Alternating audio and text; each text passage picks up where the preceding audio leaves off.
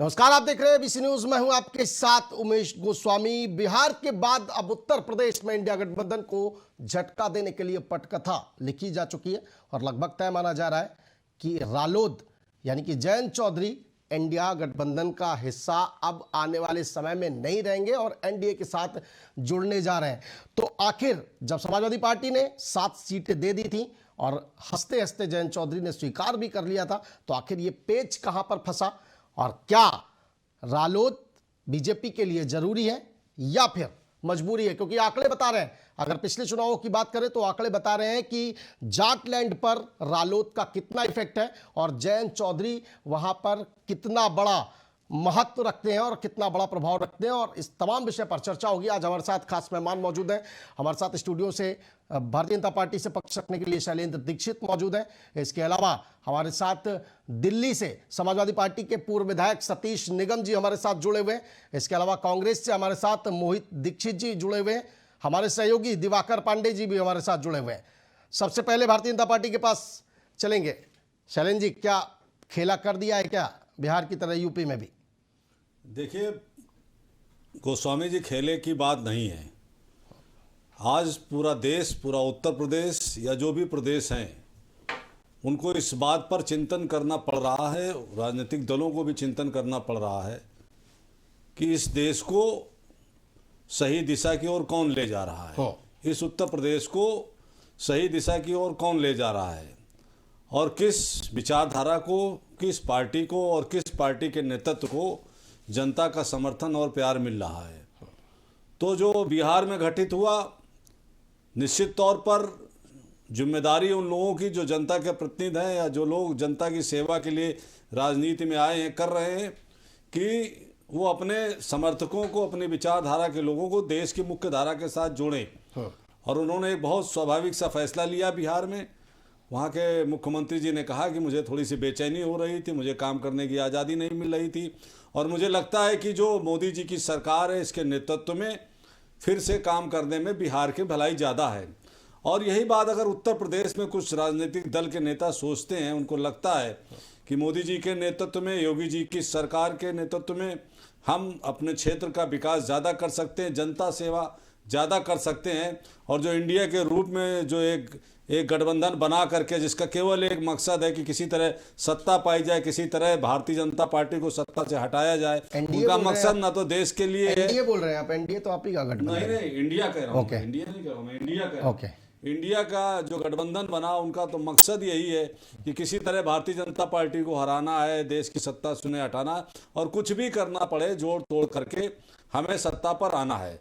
तो आप देख रहे हैं कि उनमें धीरे धीरे बिखराव शुरू हो रहा है, उनकी संभावनाएं खत्म हो गई हैं और इसीलिए जो घटक दल एक तटस्थ नीति रखते हैं, जिनका विश्वास है कि वो विकास पर रखते हैं, सबके साथ चलने पर विश्वास रखते हैं, जिनको केवल इस बात से नफरत नहीं की है भारतीय जनता पार्टी का प्रतिनिधित्व है, वो हमारे साथ आना भी चाहते हैं और आ भी सकते हैं। बिहार में आ भी गए। अगर कल उत्तर प्रदेश में कुछ ऐसा होता है तो निश्चित तौर पर भारतीय जनता पार्टी उसका स्वागत करेगी। नहीं, लेकिन शैलेंद्र दीक्षित जी, जाहिर सी बात है कि भारतीय जनता पार्टी तंत्र मंत्र पे, भारतीय संस्कृत पे, धर्म पे ज़्यादा ही विश्वास रखती है, इसमें कोई दो राय नहीं है।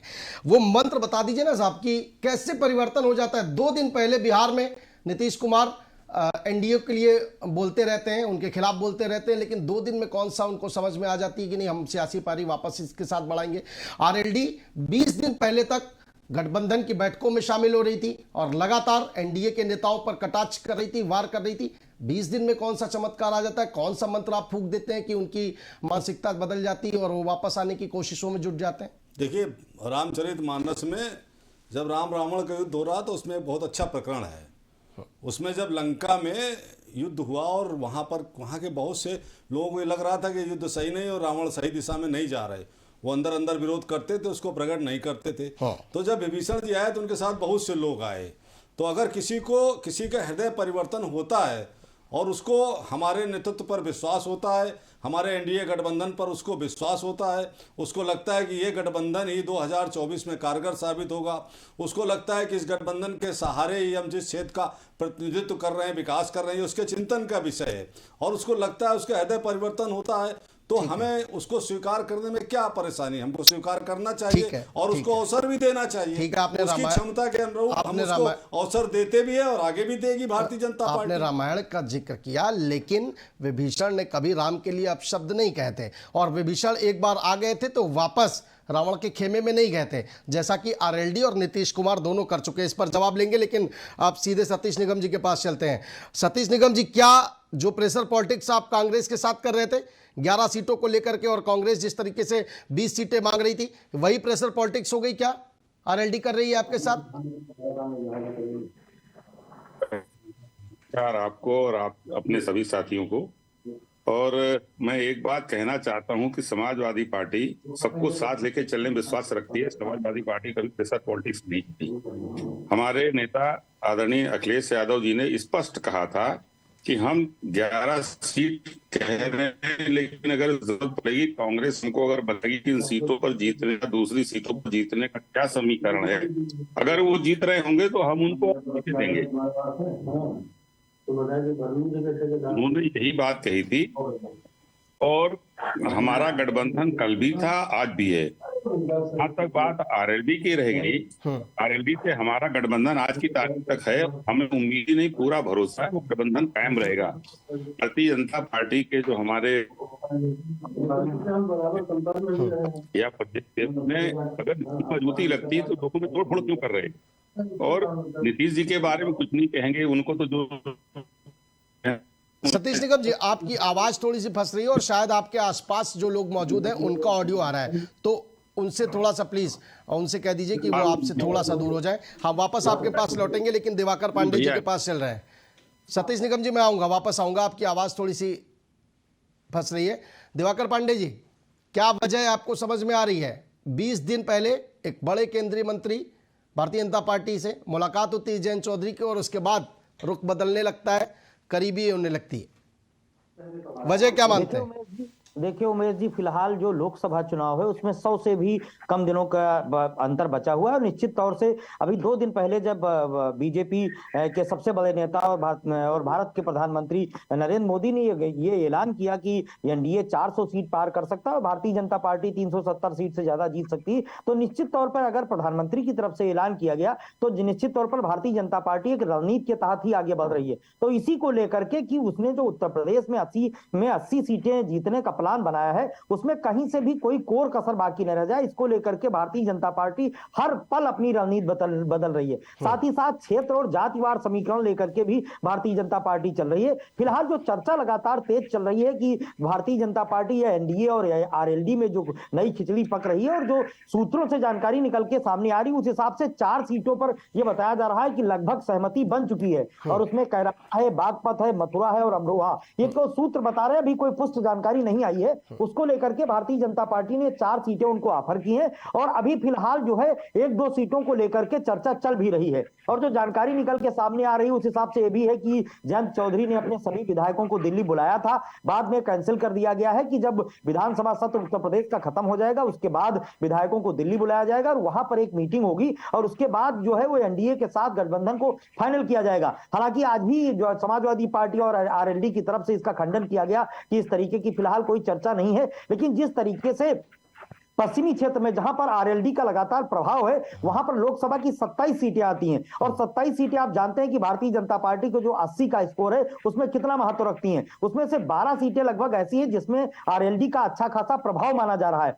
और चूंकि जो पिछला चुनाव रहा उसमें जो सबसे ज्यादा सीटें विपक्षी गठबंधन ने जीते थी वो इसी क्षेत्र वाला गठबंधन था। 19 सीटें भारतीय जनता पार्टी ने जीती थी और 8 सीटें विपक्षी गठबंधन में समाजवादी पार्टी और बसपा ने जीती थी। भारतीय जनता पार्टी इस बार चाहती है कि अगर आरएलडी उसके साथ आ जाए तो निश्चित तौर पर जो विपक्षी गठबंधन का जो समीकरण है वो पूरी तरीके से बिगड़ जाएगा, और 80 सीटों का जो उसका प्लान है वो पूरी तरीके से सफल होगा। जी नहीं, तो प्रेशर पॉलिटिक्स यहां पर भी तो देखने को मिल रही है ना। जयंत चौधरी की ओर से 2 प्रमुख मांगे रखी गई हैं, चौधरी चरण सिंह को भारत रत्न भी दिया जाए, जो सूत्र बता रहे हैं। इसके अलावा सरकार में हिस्सेदारी भी मांगी जा रही है। तो क्या बीजेपी इस स्थिति में है कि जयंत चौधरी की इतनी बात मानेगी? देखिए फिलहाल इस चीज को लेकर के मंथन चल रहा है और भारतीय जनता पार्टी ने ज्वाइनिंग को लेकर के अपनी एक अलग विंग बना रखी है, कमेटी बना रखी है। वो इसी तरीके की चर्चाओं पर लगातार बात विचार करती है। फिलहाल अगर भारतीय जनता पार्टी को लगेगा कि जयंत चौधरी काफी मुफीद साबित हो सकते हैं 80 सीटें जीतने में, तो निश्चित तौर पर उनसे किस तरीके की बात बन सकती है। लेकिन ये माना जा रहा है कि जो अंदर खाने से खबर आ रही कि जयंत चौधरी प्लस माइनस करके अपने विधायकों के साथ चर्चा करके देर सवेर एनडीए गठबंधन की तरफ जा सकते हैं, ऐसी चर्चाएं निकल के सामने आ रही। और बात तो ये भी निकल के सामने आ रही है कि कुछ निगम अध्यक्षों या सरकार में भागीदारी को लेकर के भी उनकी बातचीत चल रही है। वो उत्तर प्रदेश सरकार की भी भागीदारी हो सकती है और केंद्र सरकार की भी हो सकती है। इसको लेकर के लगातार चर्चा चल रही है। जी ठीक है, मोहित जी का रुख करेंगे। मोहित दीक्षित जी, मुस्कुरा रहे हैं आप, क्या वजह यह है कि जिस तरह से समाजवादी पार्टी प्रेशर पॉलिटिक्स कर रही थी आपके साथ, अब उसके साथ हो रही है? देखिए, मैं समाजवादी पार्टी प्रेशर पॉलिटिक्स कर रही है, इंडिया गठबंधन में कौन, मैं केवल मुस्कुरा दिया हूँ। भारतीय जनता पार्टी आज कितनी असहाय हो गई है कि वो हर जगह जोड़ तोड़, आज खंडन कर रही है आरएलडी, आज खंडन कर रहा है इंडिया गठबंधन के सारे दल, लेकिन भारतीय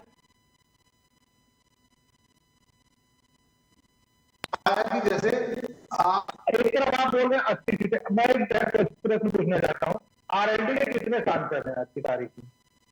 अगर आरएलडी के एक भी सांसद नहीं है और आप 80 सीटें 4 सीटें उनको दे रहे हैं, तो आप अपने आप 4 सीटें हारे जा रहे हैं और उसमें आप खुश हो रहे हैं। और आप बता रहे हैं कि आप 375, आप 303 में जो भी और कम सीटें आपकी कितनी सीटें हैं? नहीं, आप 20 मांग रहे हैं तो 20 तो हार जाएगी सपा भी। और यूपी में कहावत कही जाती है कि अपने दुख से नहीं परेशान है, दूसरे के सुख से परेशान है। आप अपना देखिए ना सर, आपको 11 सीटें दे रही है सिर्फ। ना मैं दुख से परेशान हूँ ना सुख से परेशान हूँ, लेकिन जो भारतीय जनता पार्टी का शगुफा छोड़ने की जो राजनीति है और उसको लेकर के एक प्रोपोगंडा बनाया जाए, जिसको मीडिया के माध्यम से आगे बढ़ाया जाए। आज आरएलडी गठबंधन में है, आज विधानसभा की मेरी वो उसमें बैठ रही है, तो भारतीय जनता पार्टी किस खुशफहमी में है तो 4 सीटें दे भी रही है। 4 सीटें दे करके एक तरफ बता रही है कि हम 303 से 375 भी हो जाएंगे, अपनी सीटें गठबंधन के लोगों को दे भी रहे हैं, तो क्या गलत लेकर के बैठे हो, खुश भी हो रहे हैं। एक माहौल भी बना रहा है कि नहीं हम 300 400 जा रहे हैं, तो ये क्या आधार बना करके जिन लोगों को आप जा रहे हो इंडिया गठबंधन में तोड़फोड़ करने के लिए, चाहे आप खुद ही आपने अपने प्रसंग में बोला कि इतना एक दूसरे के प्रति कटाक्ष रखने के बाद भी, चाहे महाराष्ट्र से लेकर के बिहार तक हर जगह इतना बौखलाए हुई है भारतीय जनता पार्टी इंडिया गठबंधन की जो समायोजन देख करके, तो कहीं ना कहीं जो अपने फ्रंटल संगठन में या उनके माध्यम से, जैसे हमने झारखंड में भी देखा तो बिहार में भी शायद ऐसा कुछ रहा हो, तो परेशान करके किसी तरीके जोड़ तोड़ करके एक माहौल बनाना, 400 का एक कदम 400 में 200 में नहीं पाने पहुंचने वाले हैं, इनका डर बता रहा है। केवल जोड़ तोड़ करके एक माहौल क्रिएट करें, 2000 जब जो चुनाव होने जा रहा है उसके लिए एक माहौल क्रिएट करें कि जनता के बीच अपनी नाकामियां है उससे बात ना हो पाए, कहीं ना कहीं इंडिया गठबंधन की मजबूती पे बात ना हो पाए, इंडिया गठबंधन के सामंजस्य ना हो पाए। रुकिए मोहित दीक्षित जी, रुकिए, 3 मिनट पूरा हो गया आपको बोलते बोलते, 3 मिनट पूरा हो गया। आप कह रहे हैं कि डिनाई कर रही है, आरएलडी भी डिनाई कर रही है और समाजवादी पार्टी भी डिनाई कर रही है। मात्र 3 घंटे पहले तक, शायद उस दिन आप डिबेट में मेरे साथ थे या नहीं थे, 3 घंटे पहले तक जेडीयू के नेता भी यहाँ बैठकर डिनाई कर रहे थे, और 3 घंटे बाद सरकार गिर जाती है और दूसरी सरकार के गठन का ऐलान हो जाता है, और फिर आप लोग कहते फिरते हैं कि नीतीश पलट्टू है, नीतीश कुमार पलट्टू राम है, और अब खड़गे जी का बयान भी आपको याद होगा। आरएलडी के लिए आप कल को क्या कहेंगे ये मैं नहीं जानता, लेकिन वापस शैलेंद्र दीक्षित जी के पास चला हूं। शैलेंद्र दीक्षित जी पूरा कीजिए, जल्दी से मोहित जी पूरा कीजिए, आपकी आवाज मैं तो भारतीय जनता पार्टी के अपने साथी से ये पूछना चाहता हूँ, वो क्या जनता को लेकर के जाएंगे जिनको आप विरोध करते रहे 5 साल बैठ करके, उन्हीं को लेकर के आप वोट मांगने जाएंगे, तो क्या 2000 जो दोहरी मानसिकता आपकी जनता देखेगी उसको लेकर? सर जनता के बीच में ये मैं पूछ लूंगा मोहित जी सुनिए ना, ये मैं पूछ लूंगा, लेकिन आपसे भी जनता पूछेगी ना कि आप तो 2 महीने पहले एमपी और राजस्थान के चुनाव में किसका विरोध कर रहे थे? अखिलेश यादव ने कहा था कि वोट मत देना कांग्रेस को, आप तो उसके साथ गिड़गिड़ा रहे हैं ना अभी। ठीक है, ये मैं पूछ लूंगा। नहीं, मैं फिर यही बात कहूंगा कि ये लोकसभा के चुनाव इंडिया गठबंधन बन रहा है, किसी दल की विशेषता, दल को विशेषता नहीं है, ये 62% उन लोगों के लिए बन रहा है जिन्होंने 2019 में भारतीय जनता पार्टी को वोट नहीं किया। आज उनकी जनअपेक्षा है, आज हर दल को दिखाना है कि उनकी जनअपेक्षाओं को हम स्वीकार कर रहे हैं और एक ऐसा गठबंधन बना रहे हैं कि 2019 में 62% लोग जो भारतीय जनता पार्टी के खिलाफ थे उनको एक प्लेटफॉर्म मिले जो सत्ता 5 साल बाद सर भंडारे में एक साथ मौका खाएंगे, है, भंडारे में एक साथ हाथ बैठकर खाएंगे और शादी बारात में छुआछूत करेंगे क्या कि नहीं हम विधानसभा में अलग हैं और लोकसभा में ये अलग है? ठीक है, एक बार जवाब ले लेते हैं शैलेंद्र दीक्षित जी से, एक बार जवाब ले लेते हैं। शैलेंद्र जी, क्या मजबूरी है भारतीय जनता पार्टी की गठबंधन में शामिल करना? 80 सीटों पर जीत का दावा कर रहे हैं। भारतीय जनता पार्टी की कोई भी मजबूरी नहीं है। जो मेरे साथी कह रहे हैं कि भारतीय जनता पार्टी असहाय है, मैं बहुत समय से राजनीति में हूं और मुझे लग रहा है कि इस बार चुनाव के 100 दिन पहले जो चर्चा शुरू हुई है वो लोकसभा में भी चर्चा शुरू हुई, विधानसभाओं में भी चर्चा शुरू हुई है, मोहल्ले में मतदाता के बीच में चर्चा है और चौराहे चौराहे चर्चा है। वो चर्चा क्या है कि अब की बार फिर से एनडीए गठबंधन की सरकार भारतीय जनता पार्टी के पूर्ण बहुमत के साथ मोदी की सरकार बनने जा रही है। उत्तर प्रदेश में एक तरफा 80 सीटों पर भारतीय जनता पार्टी चुनाव जीतने जा रही है और एनडीए गठबंधन 400 सीटों के साथ इस देश में तीसरी बार सरकार बनाने जा रहा। तो हम कौन सा असहाय हैं, हमें कौन सी बेचैनी? चौराहे चौराहे ये चर्चा हो रही है, बेचैनी इनको है, इनके गठबंधन को है। जो ये सवाल हमसे पूछ रहे हैं, मैं इनसे पूछना चाहता हूं, ये पंजाब में आपके सामने सवाल खड़ा है कि आप कांग्रेस को कोस रही है, कांग्रेस आपको कोस रही है। पश्चिम बंगाल में जो है इनके नेता जो है बनर्जी जी, ममता बनर्जी जी को कर रहे हैं। तो मैं एक बात कह रहा हूं कि जो एक मुख्य धारा में देश की जनता फैसला ले रही है, देश की जनता जो करवट ले रही है, देश में जो चिंतन हुआ है, हमारे प्रधानमंत्री ने 2047 का चिंतन दिया, एक विजन दिया दुनिया के सामने कि हिंदुस्तान को हम विकसित भारत बनाएंगे। हम लोग हो न हो इस दुनिया में, लेकिन हम एक नई पीढ़ी के लिए आज हमारे देश के प्रधानमंत्री मोदी जी ने एक विजन दिया है कि हिंदुस्तान अब वो सपेरों का देश नहीं रहेगा। 2047 में इसको हम विकसित भारत बनाएंगे। उस चिंतन के साथ, उस विजन के साथ आज हम अयोध्या में भव्य मंदिर बना सकते हैं, धारा 370 हटा सकते हैं। तो लोग खड़े हो रहे हैं हमारे साथ और हमारे समर्थन को देख करके हमारे सर सुनिए ना प्लीज जी, हमारे लेकिन समर्थन को प्लीज मंदिर मस्जिद पर मत जाइए ना, हिंदू मुस्लिम मंदिर मस्जिद पाकिस्तान मत जाइए। हमारे साथ जन समर्थन को देख करके लोग इस बात पर तैयार हो रहे हैं कि हमें भारतीय जनता पार्टी के साथ रहना चाहिए। ना हम किसी को डरा रहे हैं, ना किसी को हम जबरदस्ती ला रहे हैं। प्लीज शैलेंद्र जी सवाल सुनिए। जनता में सर्वे कराया है क्या आपने, या कराने जा रहे हैं कि हम आरएलडी को ले या ना लें? बिहार में जेडीयू के लिए आपने कराया था क्या सर्वे? आप लोग जब कोई भी दल आप शामिल करते हैं तो वो जनता पर डाल देते हैं कि जनता जनार्दन कहती है कि जिस भी दल की मानसिकता अगर मिलती है तो उसे लेने में कोई बुराई नहीं है। विधानसभा चुनाव में जयंत चौधरी के ऊपर लाठी चलवाई थी, आज अखिलेश यादव ने ट्वीट किया है, समाजवादी पार्टी ने ट्वीट किया है। नीतीश कुमार के लिए अमित शाह ने क्या बोला था आपको भी बहुत अच्छी तरीके पता होगा। यादव जी ने 4 दिन पहले कहा कि कांग्रेस बेईमान संगठन है। अखिलेश यादव जी ने कांग्रेस के मुखिया के लिए, प्रदेश मुखिया के लिए जो गंदा शब्द यूज किया, मैं यहाँ कहना नहीं चाहता, उनके लिए जो प्रदेश अध्यक्ष के लिए उन्होंने कहा, तो ये अपने गिरेबान में जयंत चौधरी ने क्या कहा था आपके लिए? जयंत चौधरी ने क्या कहा था आपके लिए? हम तो राष्ट्र की बात करते हैं, बीजेपी के लिए, एनडीए के लिए जयंत चौधरी ने क्या कहा? फिर वो भी बताइए ना, तौर पर फिर वो भी बताइए ना। नीतीश कुमार ने क्या कहा था? मैं मर जाऊंगा लेकिन वापस नहीं जाऊंगा। जो हमारे राष्ट्रीय वो भी बताइए ना।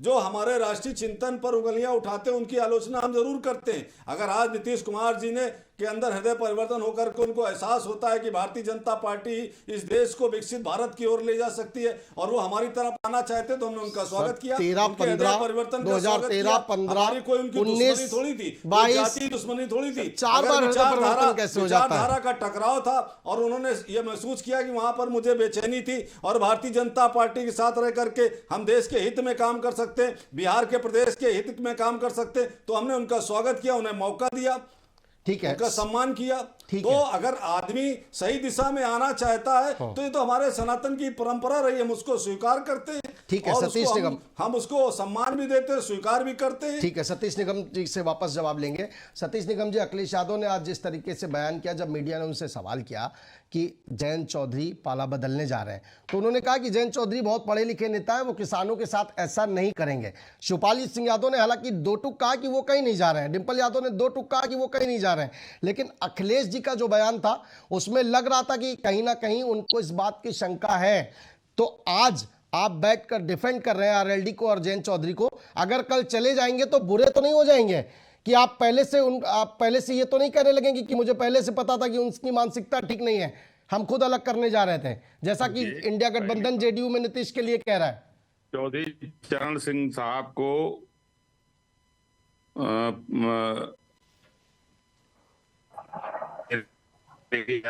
डिबेट में हम समर्थन करते हैं और समाजवादी पार्टी समर्थन करती है कि देश के बड़े किसान नेता थे, उनको निश्चित रूप से भारत रत्न मिलना चाहिए। संभवतः ये समाजवादी पार्टी भी चाहती है, पहली बात, क्योंकि किसानों का के हित में काम करने उनसे बड़ा नेता कोई हुआ नहीं और समाजवादी थे वो पूरी तरह से। और जयंत चौधरी साहब उसी समाजवादी विरासत की देन हैं और मेरा मानना है वो उनको विरासत में मिली है चौधरी साहब से, अपने पिता अजीत सिंह जी से। तो मैं ये दावे के साथ कह सकता हूं कि चौधरी जयंत साहब कहीं नहीं जाने वाले, क्योंकि अपने बाबा की विरासत, अपने पिता की विरासत को छोड़ के कोई अलग कभी नहीं होता। तो सोच खूब मतलब पीढ़ी दर पीढ़ी ट्रांसफर होती रहती है, वो सोच कभी नहीं मर सकती। नहीं तो मेरा मानना है बाबा और पिताजी की विरासत 2009 में साझेदारी कर ली थी, आपको शायद पता होगा। 2009 में बाबा और पिताजी की विरासत को साझेदारी कर ली थी जयंत चौधरी ने। देखिए एक बात बता दें, मैंने कहा ना, आदमी को अपनी गलती पे एक कहावत है कि अगर सुबह का भूला शाम को रास्ते पे आ जाए तो भूला नहीं कहते। तो उन्हें जब एहसास हुआ भी तो हमारे साथ आए थे। नहीं तो ये बात अगर बीजेपी कहेगी नीतीश जी के लिए तो आप कहते हैं कि नहीं वो पलटू राम है। लौट के नहीं जाएंगे, वो अब लौट के नहीं जाएंगे, क्योंकि वो अपने उनकी विरासत गजब राजनीति और गजब राजनीति है भैया, है उसको खोना नहीं, उसको बना के रखना और बचा के रखना है। और भारतीय जनता पार्टी निश्चित रूप से अगर डरी हुई नहीं है, अच्छी सीटें जीत रही तो उसे किसी को अपने साथ जोड़ने की जरूरत क्या है। ठीक है, वो जोड़ ही इसलिए रहे, भाग ही इसलिए रहे लोगों को, एक एक आदमी को, किसी को ईडी से डरा रहे, किसी को सीबीआई से डरा रहे। डराने के पीछे कारण यही है कि ये महसूस कर रहे हैं कि वहां हम कमजोर हैं। तो इसीलिए मैं आप दावे के साथ कि जयंत चौधरी साहब नहीं जाने वाले, वो इंडिया गठबंधन में है और इंडिया गठबंधन में रहेंगे। और हम लोगों से उन वैसे भी समाजवादियों से उनका पुराना रिश्ता है, वो रिश्ता वो निभाएंगे। ठीक है, पूरा भरोसा हम लोगों को भी है। ठीक है, तो इस पर तो आपको एक तरह से खुश होना चाहिए कि ऐसे जो संगठन है वो पहले ही आपके साथ अलग हो जा रहे हैं, एनडीए में शामिल हो जा रहे हैं, जो कभी भी जा सकते थे। मोहित दीक्षित जी, आपके सहयोगी दल हैं, कह रहे हैं कि जयंत चौधरी जो है वो पहले मानसिकता उनकी बदल गई थी 2009 में, फिर उनको लगा कि नहीं हमारी जो सियासी पारी है वो सपा के साथ और इंडी गठबंधन के साथ आगे बढ़नी चाहिए, वो वापस आ गए, अब कहीं नहीं जा रहे हैं। तो नीतीश कुमार पलटू राम कैसे हो गए भाई? उनकी भी मानसिकता बदल गई, फिर पलटू राम कैसे हो गए? नहीं, उनकी मानसिकता कैसे बदल गई है मुझसे बेहतर आप बता सकते हैं कि वो पिछले 5 साल में कितने बार किसी पार्टी के साथ गठबंधन में रहे। लेकिन बात को मैं आगे बढ़ाता हूँ जिस चीज को लेकर के कि भारतीय जनता पार्टी का जो चिंतन होता है यही चिंतित करने वाला होता है। क्योंकि 2 करोड़ रोजगार की जब बात करके सत्ता में आते हैं, किसानों की आय दुगनी करके जब सत्ता में आते हैं, आज 2 करोड़ रोजगार बेरोजगारी के बाद 45 साल की सबसे बड़ी बेरोजगारी बदल जाती है। काला धन लाने के नाम पर काला धन को स्टेट बैंकों में दुगना करवा देते हैं, कर्जे को जब आधा करने की जगह 4 गुना करा देते हैं, पेट्रोल डीजल के दामों को लेकर के जब ये चीजें और 40 रुपए करने की जगह 100 रुपए का आंकड़ा पार करवा देते हैं, तो ये चिंतित हो जाती है भारतीय जनता पार्टी। तो चिंतन करती है और चिंतन करने के लिए जो हमारी संवैधानिक संस्थाएं उनका दुरुपयोग करना चालू कर देती है और दुरुपयोग करने में एक माहौल बना करके क्रिएट करती है, कुछ फहमी बनाने लगती है कि वो कहीं ना कहीं हावी हो रही जो प्रमुख मुद्दे हैं वो गौर हो जाए। और ये इंडिया गठबंधन, हम पुनः बोलूंगा, इंडिया गठबंधन इतनी सार्थकता से 400 सीटों पे भारतीय जनता पार्टी को परास्त करने के लिए मजबूत से मजबूत उम्मीदवार खड़े करने जा रहा है। तो जोड़ तोड़ करके जो नहीं गठबंधन, जैसे पूरे आरएलडी इससे पहले ये शिवसेना के साथ कर चुके, उससे पहले वो अजीत पवार जी के साथ भी कर चुके। तो ये भारतीय जनता पार्टी कहीं ना कहीं उनकी हताशा है, मैं बिल्कुल बोलूंगा ये हताशा। अगर ये विश्वास होता तो आप जनता के बीच में अपने कार्यों को लेकर के जाते और बताते कि हम 400 सीटें जनता दे मुझको, ना कि इस तरीके के कि आधी शिवसेना ले ले, आधी पवार की पार्टी ले ले, आरएलडी को दौरे डालने लगे, राजभर अभी है कि नहीं, क्या करेंगे क्या नहीं, अपने नहीं देख रहे स्थितियां क्या है। अनुप्रिया पटेल आने को तैयार बैठी इंडिया गठबंधन में, अपने गठबंधन में देखिए क्या ट्रेनमारी होने जा रही है। मौका तो दे रही, चुनावी बेड़ा आने को दीजिए। मोहित जी, एक दल ऐसा बताइए मोहित जी, मोहित जी, एक दल ऐसा बताइए, एक इंडी गठबंधन का आपके अलावा, कि जो कि 101% श्योर हो कि नहीं वो अब कहीं नहीं जाने वाला है।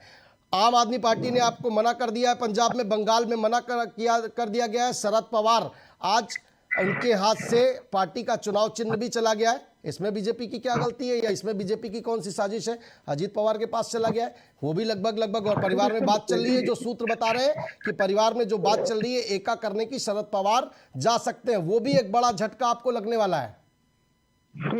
इसमें बीजेपी की साजिश कहां से हो गई?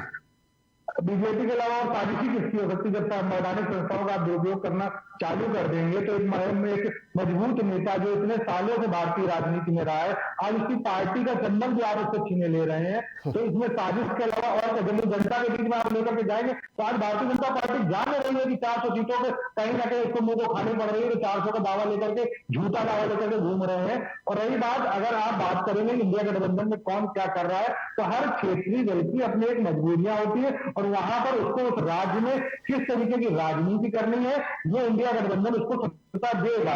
यही तो आरोप है, यही तो आरोप कांग्रेस पर है कि कांग्रेस की तानाशाही की वजह से, उसकी हठधर्मिता की वजह से इंडी गठबंधन बिखरता जा रहा है।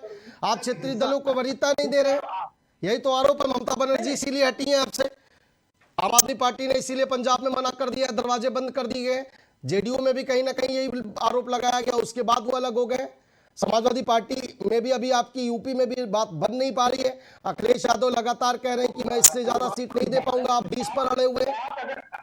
नहीं, अगर इंडिया गठबंधन के परिप्रेक्ष्य में बात करेंगे, अगर उसमें क्षेत्रीय दल शामिल है तो क्षेत्रीय दलों की बात किस तरीके से उनको अपनी रणनीति और राजनीति आगे बढ़ानी है, उसके लिए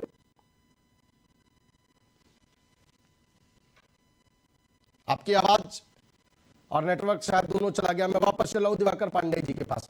दिवाकर पांडे जी, अगर, जो कि लगभग तय माना जा रहा है, अगर आरएलडी एनडीए का हिस्सा बन जाती है, कांग्रेस कहां खड़ी दिखाई दे रही है? राहुल एंट्री करने वाले हैं उत्तर प्रदेश में, लेकिन उससे पहले इंडिया गठबंधन बिखरता नजर आ रहा है।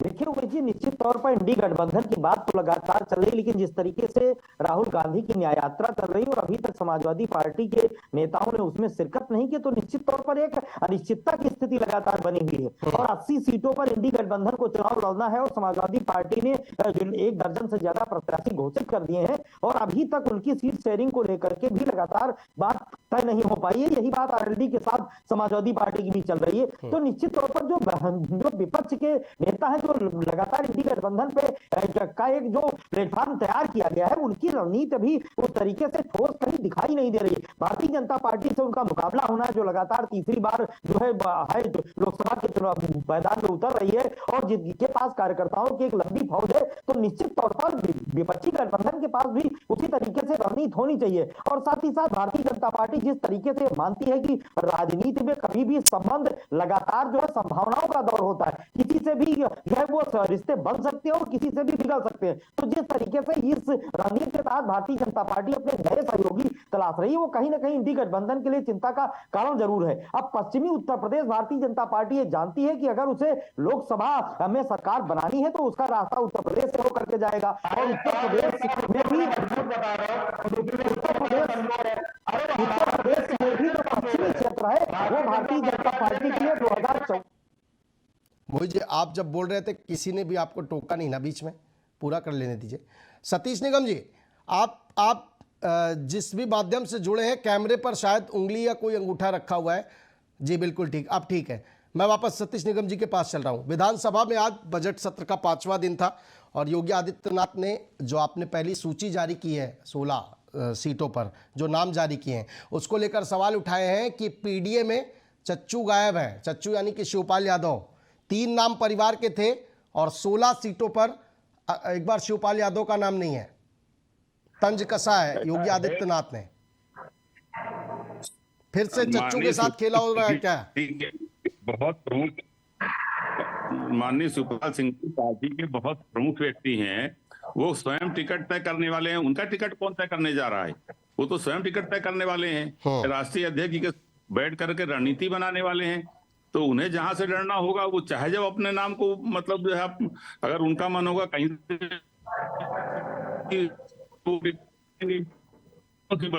तो परिवार का है, उसमें कोई है नहीं, वो तो खुद ही नीति नियंता है, के साथ बैठ करके रणनीति बनाने वाले हैं। जो रणनीति बनाने वाले को भी क्या मतलब किसी का मुंह देखना है क्या? ऐसा ये परसेप्शन ये क्यों बना रहे हैं आप लोग? बिल्कुल कोई ये मतलब ये परसेप्शन ही गलत है। हम नहीं बना रहे सर, हम नहीं बना रहे। जब आप सुनिए ना सतीश निगम जी, सुनिए ना, हम नहीं बना रहे। जब आप गठबंधन की बात कर रहे हैं और वो भी अभी फाइनल नहीं हुआ, सीट शेयरिंग पूरी नहीं हुई है, उस बीच में आप अगर 16 सीटों पर प्रत्याशियों का ऐलान कर देंगे, उसमें परिवार के 3 बड़े चेहरे, 3 बड़े नाम शामिल होंगे और शिवपाल सिंह यादव का नाम नहीं रहेगा, तो सवाल उठना लाजमी है ना साहब।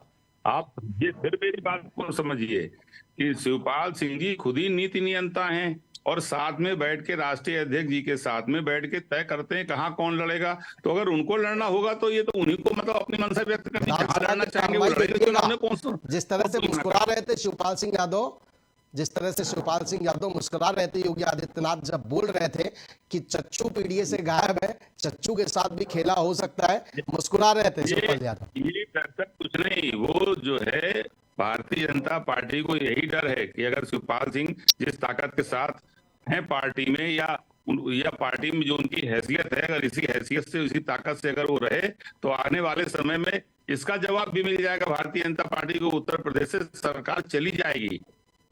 ठीक है, ये डर है भारतीय जनता पार्टी का। भारतीय जनता शिवपाल सिंह जी जी नेता है, हाँ, पार्टी के नीति नियंता लोगों में है, हाँ, तो वो तो दूसरों के टिकट तय करते बैठ के माननीय राष्ट्रीय अध्यक्ष जी के साथ में। ये सवाल कहाँ पैदा होता है कि साहब वो जहां लड़ना चाहेंगे उन्हें टिकट नहीं मिलेगा, ठीक है मोहित या दीक्षित उनका जी, नाम डिक्लेयर तो जब चाहेंगे तब नाम उनका डिक्लेयर हो जाएगा। ठीक है मोहित दीक्षित जी, 80 सीटों पर आपके नेता कह रहे हैं, हम भी 80 सीटों पर लगातार तैयारी कर रहे हैं। राहुल गांधी न्याय यात्रा लेकर यूपी में प्रवेश करने वाले हैं। अखिलेश यादव से जब पूछा जाता है, माफ कीजिएगा, एक बात और कहना चाहूंगा जी, प्लीज। कि अगर भारतीय जनता पार्टी इतनी आश्वस्त है कि 80 सीटें जीतने जा रही है, तो काहे के लिए तमाम क्षेत्रीय दलों के सामने घुटने टेक रही है कि आप भी आ जाइए, आप भी आ जाइए। फार्मूला पूरे पूछेंगे, देश जीतने जा रहे हैं, 400 से पूछेंगे ज्यादा जीतने फार्मूला, जा रहे हैं। लेकिन बड़े काहे नेता घुटने टेक रहे हैं? जो एनडीए के हैं उनकी ओर से लगातार कहा गया है कि 72 + 8, 72 में बीजेपी, 8 सीटें अन्य सहयोगी दलों के लिए, जिसमें से 2 जो उनके सहयोगी दल है, अपना दल और इसके अलावा राजभर, उनको दी जा चुकी है। निषाद भी शायद उसमें शामिल है। माननीय प्रधानमंत्री जी ये तय कर लें अगर 80 सीट न जीत पाए तो क्या प्रधानमंत्री वो नहीं बनेंगे? वो तय कर लें कि इसके बाद हम प्रधानमंत्री की शपथ नहीं लेंगे, तय कर लें अच्छा इस बात पर कि अगर 80 सीटें नहीं जीतेंगे तो हम प्रधानमंत्री नहीं बनेंगे। ठीक है, इसका जवाब तो बीजेपी ही दे पाएगी, बीजेपी ही दे पाएगी कि वो क्यों तय करेंगे और क्या तय करेंगे। लेकिन एक बार मोहित दीक्षित जी से सवाल ले लेते हैं। अगर इतने ही आश्वस्त है कि 400 सीटें आएंगी यूपी की, 80 मैं वादा कर रहा हूं सतीश निगम जी, ये सवाल अच्छी बात जरूर है। पूछूंगा और इसका जवाब जरूर लूंगा, मैं वादा कर रहा हूं। एक बार मोहित दीक्षित जी से अगर जो परिस्थितियां बन रही हैं, राहुल गांधी न्याय यात्रा लेकर के आ रहे हैं, लेकिन उससे पहले 16 सीटों का ऐलान समाजवादी पार्टी कर चुकी है, अभी गठबंधन में सीट शेयरिंग तय नहीं हुई है। क्या समझ में आ रहा है साहब? आंखें खुलती हुई दिख रही हैं कि ये भी खेला चल रहा है, एंड पे वो अपनी पूरी तैयारी कर रहे हैं, अपनी गोटे सेट कर रहे हैं, अपने मोरे सेट कर रहे हैं, लेकिन आखिरी में आप अभी उलझे हुए हैं, दिखाई नहीं दे रहा है। देखिए, मैं एक बार आप आश्वस्त करके फिर बताना चाहता हूं।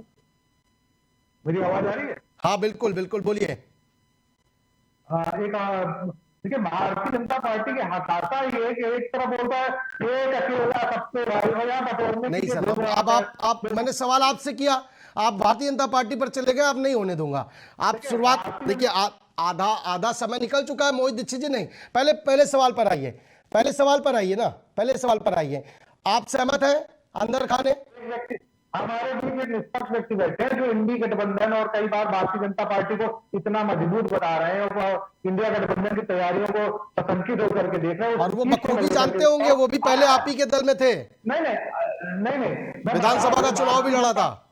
ये भारतीय जनता पार्टी की चिंताएं है कि आज पार्टियों में जोड़ तोड़ कर रही है, नीतीश जी को ले रही है, कहीं आरएलडी के लिए कुछ रैली पाल रही है। तो ये एक जो इंडिया गठबंधन की जो गठबंधन की ताकत थी उसी को देकर के तो 38 दल 32 दल लेकर के मोहित जी सुनिए ना, और मंच पे बैठकर तो बात घूम फिर के वही आती है और बाद में वही बोलूंगा कि जब देखिए आप चाहे जितना इंडिया गठबंधन को कमजोर करने के लिए या उनमें लड़वाने की बात पूछते रहे, मैं मुद्दे की बात पर रहूंगा। मुद्दे की बात नहीं है। मुद्दे की बात पर आप रह कहा रहे हैं ना। मैं आपसे सवाल कर रहा हूं इंडिया गठबंधन को लेकर के और समाजवादी पार्टी की सीट शेयरिंग को लेकर के। आप बीजेपी पर पहुंच जा रहे हैं। मैं आपसे सवाल कर रहा हूं कि क्या आपको नहीं लग रहा है कि वो बीजेपी अपने मोरे से, माफ कीजिएगा, समाजवादी पार्टी अपने मोरे सेट कर रही है, प्रत्याशियों का ऐलान कर रही है, तैयारी कर रही है, आपको सीट शेयरिंग में उलझा कर रखा हुआ है?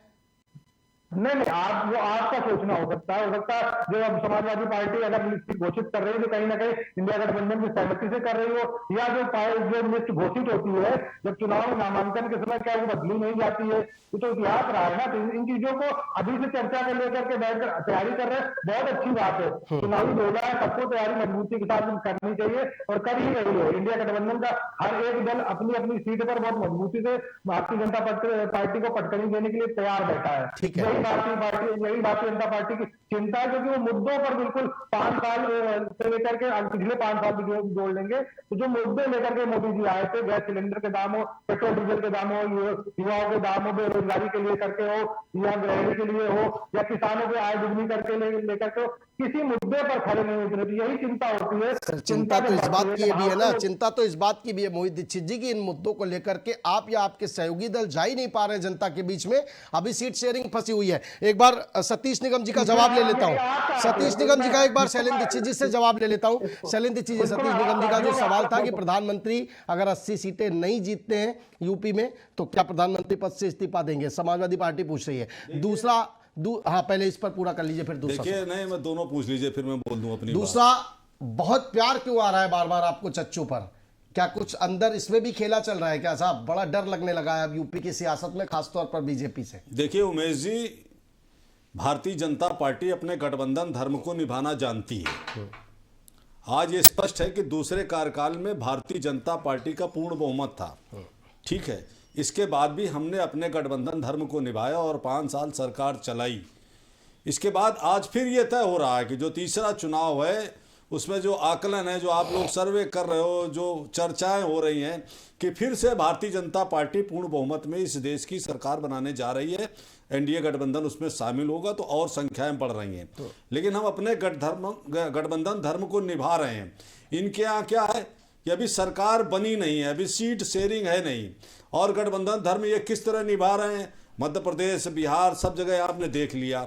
और जिस तरीके से राहुल गांधी जी पश्चिम बंगाल में गए, फिर इसके बाद बिहार गए, अब उत्तर प्रदेश में आ रहे हैं, तो जो जो उनके चरण धरते धरते जो घट रहा हो सबके सामने आ रहा है। और कांग्रेस पार्टी जो हम पर आरोप लगाती है कि हमने देश में कुछ किया नहीं, हम बेकार हैं, हम नकारा साबित हुए, आप अपनी इस बात को, आपके नेता इस बात को, भारतीय जनता पार्टी के नकारेपन को जनता को क्यों नहीं समझाते हैं? आप राजस्थान में धड़ाम हो जाते हैं जहां पर आपकी सरकार थी, आप छत्तीसगढ़ में धड़ाम हो जाते हैं, आप मध्य प्रदेश में धड़ाम हो जाते हैं, आपके जब उत्तर प्रदेश के चुनाव होते हैं आप बुरी तरीके से हारते हैं। आपकी सर्वश्रेष्ठ नेता प्रियंका गांधी जी यहाँ पर आई और उन्होंने कहा लड़की है, लड़ सकती है। कहां उनकी लड़की लड़ पाई? 2.2% वोट लेकर के गए। कांग्रेस के साथ कमजोरी ये है कि वो भारतीय जनता पार्टी की सत्ता से और जनादेश के समर्थन से इतनी बेचैन, इतनी बौखलाहट है कि उसने अपना आत्मचिंतन छोड़ दिया है और वो तुष्टीकरण की नीति में परेशान है। वो गांधी के रास्ते से हट करके किसी तरह आरोप के बल पर सत्ता में आना चाहती है। तो हिंदुस्तान पर आप आरोप के बल पर सत्ता में नहीं आ सकते, आपको काम करना पड़ेगा। आप अगर गठबंधन चलाना चाहते, सबसे बड़े आप दल थे, आज अगर गठबंधन, इंडिया गठबंधन पूरे हिंदुस्तान में छिन्न भिन्न हो चुका है आज की तारीख में, तो उसके जिम्मेदार भी आप हैं, आपका नेतृत्व कांग्रेस पार्टी है। और अगर आप नहीं कर पा रहे तो इसका दोष आप दूसरे को क्यों देते हैं? हम राजनीतिक दल हैं, हम भारतीय जनता पार्टी हैं, 2 हमारे सांसद थे, आज हम दुनिया के सबसे बड़े राजनीतिक दल हो गए, तो हम थे। दूसरा, जो हमारे साथी सतीश जी बैठे हैं, बहुत पुराने साथी हैं, एमएलए भी रहे हैं, हमारे मित्र हैं। अरे ये तो तय है कि कौन प्रधानमंत्री बनेगा, देश की जनता तय करेगी। जो जनादेश आदेश करेगा, मोदी जी उसको स्वीकार करेंगे, भारतीय जनता पार्टी उसको स्वीकार करेगी। अगर कल देश की जनता कहती कि नहीं, सतीश निगम जी को मौका दिया जाना चाहिए, तो मुझे भी स्वीकार कर लेंगे। तो हिंदुस्तान का जनादेश तय करेगा कि इस देश का प्रधानमंत्री कौन है। हम ये कह सकते हैं कि जो हमने काम किया है, जो हमारी हैसियत है, जो हमने देश में दुनिया में हिंदुस्तान को आगे किया है, जो हमने आज सबसे अच्छी आर्थिक व्यवस्था के रूप में देश को आगे ले गए, जो आज हमने आतंकवादी हमले रोके हैं, जो हम रोजगार के लिए काम कर रहे हैं, जो G20 में हम ऐतिहासिक पहल कर रहे हैं दुनिया के सामने, उसके बल पर हम कह सकते हैं कि अब की बार हम फिर जनता के समर्थन से तीसरी बार मोदी सरकार बनाने जा रहे हैं। ठीक है, दूसरे सवाल का भी जवाब दीजिएगा कि चच्चू पर आजकल इतना प्रेम क्यों आ रहा है। लेकिन उससे पहले अभी आपने एक जिक्र किया था कि लड़की हूं, लड़ सकती हूं। उस वक्त अगर मैं गलत नहीं हूं तो शायद आप भी कांग्रेस में ही थे और उनके साथ मैं उसी समय हमने छोड़ा जी। उसी समय हमने छोड़ा था जब वो प्रियंका जी नेतृत्व कर रही थी, मैं अध्यक्ष था। चच्चू से मतलब ये है कि देखिए, आज मुख्यमंत्री जी ने एक सवाल उठाया है। हाँ। क्या आपका गठबंधन घोषित नहीं, आप बार बार कह रहे हैं मोहित जी हमारे मान नहीं रहे। ये तो बात गलत है कि अगर गठबंधन चल रहा है तो समाजवादी पार्टी को इस तरीके से 16 सीटें घोषित करके वो कांग्रेस को प्रेशर टेक्निक में ले रही है। 11 मानो तो मानो नहीं, मैं 80 घोषित करने जा रहा हूं। ये गठबंधन धर्म के विरुद्ध है कि जब आपकी बात चल रही तो आप उस बीच में 16 नाम दे दें। जब 16 नाम आ गए हैं तो बात सही है कि शिवपाल जी का नाम क्यों नहीं है। प्रधानमंत्री जी ने एक सवाल खड़ा किया, दीजिए ना आप उनका नाम। आप ठीक है नीति निर्धारक हैं, तो डिम्पल जी भी तो नीति निर्धारक हैं, सतीश जी, उनका भी नाम रोक लेते तो उनका तो नाम दे दिया गया और दूसरे परिवार वाले थे। तो चाचा के साथ जो पुराना अनुभव रहा है, अभी जो 17 में जो 19 में चुनाव हुआ तो 17 में, उसमें चाचा के जो अनुभव रहा, चाचा को उसको लेकर के मुख्यमंत्री जी शायद पूछना चाहते हो आपके मुखिया से कि चच्चू आ रहे हैं कि नहीं आ रहे, कि फिर वो ऐसा ही होगा। ठीक है, मोहित जी आप कुछ कह रहे हैं, जल्दी से जवाब दीजिए, फिर दिवाकर जी के पास चल रहा हूँ। मैं पूछ रहा हूँ मोदी जी अभी लोकसभा बदल रहे हैं क्या, कहाँ से लड़ेंगे? अभी तक घोषित नहीं किया, कहीं लिस्ट जारी नहीं की। फिर से सवाल कीजिए, आपकी आवाज नहीं आई है, फिर से सवाल कीजिए।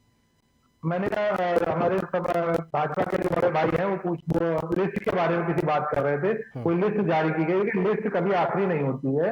और मैं इनसे पूछना चाहता हूँ, क्या कोई ऐसी लिस्ट जारी हुई है कि नरेंद्र मोदी जी किस लोकसभा से लड़ेंगे, इसकी जानकारी हमको मिल सके?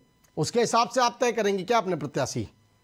नहीं, मैं पूछ रहा हूँ, वैसे ही उत्सुकता मत पूछ रहा हूँ, क्योंकि लिस्ट के लिए काफी भारतीय जनता पार्टी चिंतित दिख रही है। समाजवादी तो हमारे साथ, उत्तर प्रदेश की कांग्रेस जो देश का नेतृत्व करती थी, आज वो अखिलेश यादव के रहमो करम पर है कि 10 दे देंगे कि 11 दे देंगे कि 9 दे देंगे। कभी इस पर मोहित जी, इस पर भी तो चिंतन कराइए अपने नेताओं को। मोहित जी, क्या लगता है कि जब इंडिया गठबंधन बनने की शुरुआत हुई थी, जब नीतीश कुमार ने सभी दलों को एक मंच पर लाकर इकट्ठा किया था, बनने की शुरुआत हुई थी, उस वक्त आप ड्राइविंग सीट पर थे और आज आप कैरियर पर हैं, क्या लग रहा है कि कहीं ना कहीं क्या वजह रही है जिसकी वजह से अब भी आप पीछे हैं? देखिए, इंडिया गठबंधन में ना कोई ड्राइविंग सीट पे ना पीछे, सब साथ में खड़े हुए, क्योंकि आज उन 62% जन आकांक्षाओं की बात है, वहां पर कोई आगे पीछे छोटा, क्योंकि आज तानाशाही सरकार के जो हटाने के लिए वो प्राथमिकता है। आज आगे चलकर हम अपने आइडियोलॉजिकल डिफरेंसेस जो है उन चीजों के बाद में होगा। आज वो जो 62% वो है जो 2019 में भारतीय जनता पार्टी से उनके कुशासन को झेल रहे हैं, उसको लेकर के आज वो बन रहा है। इस पे आप जितना प्रश्न लगाते रहिए, इधर तो क्वेश्चन मार्क करते रहिए, एक दूसरों को लड़वाने की बात करते रहिए, आज कहीं ना कहीं हर दल अलग अलग है, सबके पास सबकी सोच, सबकी रणनीति अलग है। लेकिन आज एक प्लेटफॉर्म पे इसीलिए आए हैं कि उन 62% लोगों के वोट को कहीं ना कहीं बर्बाद न किए। 2019 में जो बर्बाद हो गया, 62% 38% सत्ता में है, तो जो 62% वो एकत्रित होकर के तो नहीं चाहती भारतीय जनता पार्टी सत्ता में है, नरेंद्र मोदी सत्ता में आए, कहीं ना कहीं उस चीज से लेकर के बनाए। आज पार्टियां कहीं ना कहीं सेकेंडरी हो गई। आज बात जन अपेक्षाओं की उन लोगों के लिए, तो आप बार बार किसको ड्राइविंग सीट, किसको करियर की बात करेंगे, तो कहीं ना कहीं आज वो बेमानी है। आगे का मायने हो, हम उस पर चिंतन करते हैं, हर दल अपने राजनीति में चिंतन करता है, अपने राजनीति को बढ़ाने के लिए, विस्तार करने के लिए। चिंतन करने की जरूरत भी है मोहित दीक्षित जी, वरना सियासी जमीन जो आप तलाशने की कोशिश कर रहे हैं, उत्तर प्रदेश में राहुल गांधी न्याय यात्रा लेकर के आ रहे हैं, वो और ज्यादा खिसक सकती है। दिवाकर पांडे जी, ठीक है, वापस आऊंगा, एक मौका और दूंगा, समय कम है लेकिन एक मौका और दूंगा। मोहित दीक्षित जी प्लीज। लेकिन आज चिंतन सबसे ज्यादा हो रहा है कि भारतीय जनता पार्टी की तानाशाही सरकार को किस तरीके से सत्ता से अलग किया जाए। ठीक है, वापस आऊंगा, एक मौका और दूंगा। दिवाकर पांडे जी, एक गजब का इंसिडेंस दिख रहा है, देखिए समझिएगा। और अभी शैलेंद्र जी ने बीजेपी की ओर से जो बैठे हैं उन्होंने जिक्र भी किया, बंगाल के करीब न्याय यात्रा पहुंचती है बंगाल से मना हो जाता है कि हम अकेले लड़ेंगे। बिहार के आसपास पहुंचने वाली होती है, ये इंसिडेंट्स देखिए, जेडीयू अलग हो जाती है। यूपी में एंट्री होने वाली होती है, रालोद को लेकर चर्चाएं शुरू हो जाती हैं और लगभग तय हो जाता है। इसमें भी बीजेपी की साजिश है। झारखंड भी है। हेलो जी दिवाकर जी, आपसे सवाल है। जी, एक बार फिर से दोहराएं, आवाज कट रही है। दिवाकर जी, एक कोइंसिडेंस बन रहा है। न्याय यात्रा लेकर राहुल गांधी बंगाल के करीब पहुंचते हैं, ममता बनर्जी दरवाजे बंद कर देती हैं। बिहार में एंट्री होने वाली होती है, जेडीयू अलग हो जाती है। उत्तर प्रदेश में आने वाले हैं, रालोद को लेकर चर्चाएं और लगभग माना जा रहा है कि अलग हो रहे हैं। कोइंसिडेंस है, इसमें भी बीजेपी की साजिश है।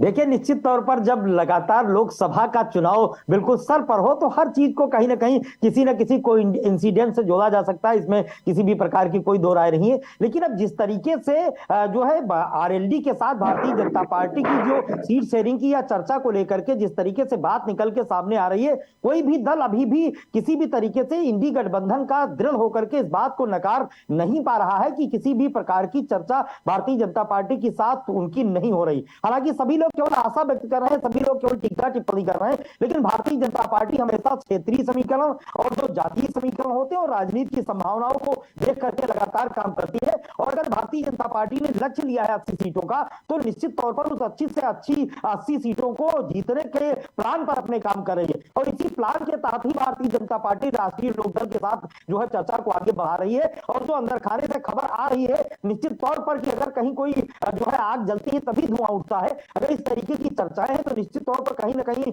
जो है कुछ ना कुछ अंदर खाने में चल रहा है। अब आने वाले समय में निश्चित तौर पर जिस तरीके से राजनीतिक परिस्थितियां बदल रही है, उत्तर प्रदेश में निश्चित रूप से नए राजनीतिक समीकरण खड़े हो सकते हैं, इसमें कोई दो राय नहीं है। जी उमेश जी, सतीश निगम जी के पास चल रहा हूं। सतीश निगम जी, अगर जो कि परिस्थितियां बन रही है, जैसे हमारे सहयोगी बता रहे हैं कि जब धुआं उठता है तो ही ये चीजें पता चलती हैं। आरएलडी अगर जा रही है तो उस पर प्रेशर पॉलिटिक्स इसलिए कही जा रही है क्योंकि आप जबरन दबाव डाल रहे हैं कि 4 सीटों पर सिंबल आपका होगा लेकिन चेहरे हमारे होंगे। अरे साहब दे दीजिए, अगर आपको सीटें देनी है दे दीजिए, वो लड़ाए, अपने प्रत्याशी को लड़ने दीजिए। तो सर ये प्रेशर पॉलिटिक्स नहीं है क्या? ये सरासर गलत है कि हम ये कहें कि नहीं साहब हमारा आदमी होगा और आपका सिंबल होगा। ये कहना सरासर गलत है। 4 सीटों पर इसी को लेकर पेश फंसा हुआ है। सुनिए ना, फिर या तो शायद आपको जानकारी नहीं है, 4 सीटों पर इसी को लेकर पेश फंसा हुआ है। देखिए, हम आपको बता दें कि आपको 7 सीटें तय करके दे दी गई हैं, उसमें कोई इफेंट बट नहीं है। ये केवल भारतीय जनता पार्टी के लोग इसको उछाल रहे हैं ताकि ये मैसेज जाए कि अब इनमें जो है वो टूट फूट होने वाली है। इंडिया गठबंधन में जयंत चौधरी की मजबूती के साथ हैं और समाजवादी पार्टी उनके साथ है, पहले भी रही है, आज भी साथ है। तो मैं ये कहना चाहता हूं कि ये बिल्कुल तय है कि हमारा गठबंधन मजबूत है। उत्तर प्रदेश में ये 80 सीट जीतने वालों के जो सपने हैं नाजायज, इसको जवाब देने के लिए पूरी तरह से तैयार है। और यहाँ पर 80 तो 80 आएगा तो समझ में आएगा कितनी इन्होंने जीती है। इसीलिए मैंने कहा कि अगर इतना बड़ा भरोसा है तो क्यों छोटे छोटे दलों के पास जा रहे हैं। ठीक है, पूरे ऐसे लोगों के पास जा रहे हैं कि जो सुबह कुछ कहते शाम को उनके पास भी जा रहे हैं। ठीक है, पूरा में एक ऐसा दल भी है इनके पास जो मंत्री बनने के लिए घूम रहे हैं। तो मेरा यही कहना है, आज तक उनको लेकर के उन्हें मंत्री नहीं बनाया, तो ऐसे ये तो झूठों की पार्टी है, झूठों की सरकार है। इन लोगों ने देश का पूरी तरह बंटा ढार कर दिया है। और जो रोजगार सेना में भी दिया वो 4 साल का दिया, सबसे बड़ा मजाक जवानों का पाया, उनका पूरा भविष्य खराब कर दिया। तो मेरा ये कहना है कि ना इनका महंगाई पे कोई है जो ठीक है, वक्त खत्म हो रहा है। सतीश निगम जी, वक्त खत्म हो रहा है। एक टिप्पणी मुझे सारे मेहमानों से लेनी है। मोहित दीक्षित जी, जो सूत्र बता रहे हैं, जो जानकारी है कि फतेहपुर सीकरी सीट को लेकर के विवाद हुआ है पूरा, और उसके बाद जयंत चौधरी एनडीए के बड़े नेता से मिले हैं, क्या ये सच्चाई है? कांग्रेस फतेहपुर सीकरी सीट मांग रही थी और जयंत चौधरी कह रहे थे कि हम उस पर लड़ेंगे, इसको लेकर विवाद चल रहा है। देखिए, ये सब चीजें यहाँ पर बताने वाली चीज नहीं है कि इस चीज पर क्या बात हो रही। ये तो अभी मैंने बोला ना, कोई भी लिस्ट आखिरी नहीं होती है। जब तक कि नामांकन दाखिल ना हो ठीक है। जाए और चुनाव प्रचार ठीक है। चालू ना हो जाए। ठीक है। तो अभी से इसी चीज की अगर मैं ये भाई ये हो सकता है भारतीय जनता पार्टी के लिए गॉसिप का मुद्दा हो या हमारी मीडिया वर्ग के लिए गॉसिप का मुद्दा हो, ये इंडिया गठबंधन इसको गंभीरता से लेती है और इन सब मुद्दों को लेकर के इस तरीके की छोटी बातें या चर्चाएं नहीं होती। जो निष्कर्ष निकलेगा बैठ करके निष्कर्ष निकलेगा और परिणामदायक निष्कर्ष निकलेगा। ठीक है, 20 सेकंड में शैलेंद्र दीक्षित जी, 20 सेकंड में। हमारे प्रधानमंत्री मोदी जी ने इस देश को एक नया विजन दिया है, विकसित भारत 2047 में। हम उसको लेकर के आगे बढ़ रहे हैं और निश्चित तौर पर ये देश को दुनिया में हिंदुस्तान को नया रूप देने का प्रयास है। मैं सबसे ये अपील करूंगा कि सारे लोग मोदी जी के इस महाअभियान में शामिल हो। और जो उत्तर प्रदेश में 80 सीट की बात है, हमारे प्रदेश के मुख्यमंत्री जी ने कहा कि हम राम राज की संकल्पना के साथ उत्तर प्रदेश का विकास कर रहे हैं और मैं कहता हूं कि 80 में 80 सीटें एकमत है कि उत्तर प्रदेश में राम राज्य लाया जाए। इसलिए यहां से 80 में 80 सीटें हम जीतेंगे और फिर तीसरी बार मोदी की सरकार प्रचंड बहुमत से हिंदुस्तान में सरकार बनाएगी। ठीक है, बहुत शुक्रिया आप सभी मेहमानों का। शैलेंद्र दीक्षित जी आपका भी बहुत शुक्रिया, मोहित दीक्षित जी आपका भी बहुत शुक्रिया, सतीश निगम जी आपका भी बहुत शुक्रिया और दिवाकर पांडे जी आपका भी बहुत शुक्रिया। तो ये जरूर सच है कि केंद्र की सत्ता का रास्ता उत्तर प्रदेश से होकर लेकर जाता है, लेकिन उत्तर प्रदेश में भी एक बड़ी सच्चाई है कि यूपी की सियासत कब किस कदर करवट मार जाए कोई भरोसा नहीं है। रालोद जब चर्चा चल रही है कि एनडीए गठबंधन में शामिल होने जा रहा है, लगातार समाजवादी पार्टी की ओर से अभी इनकार किया जा रहा है, लेकिन जो सूत्र बता रहे हैं, जो अंदर जानकारी मिल रही है कि कल तक ये खबर आ सकती है कि रालोद और एनडीए में बात पक्की हो गई है, डील तय हो गई है, डील पर मुहर लग गई है और अब रालोद के सहारे नरेंद्र मोदी चौधरी बनने जा रहे हैं। फिलहाल इतना ही, देखते रहिए एबीसी न्यूज़।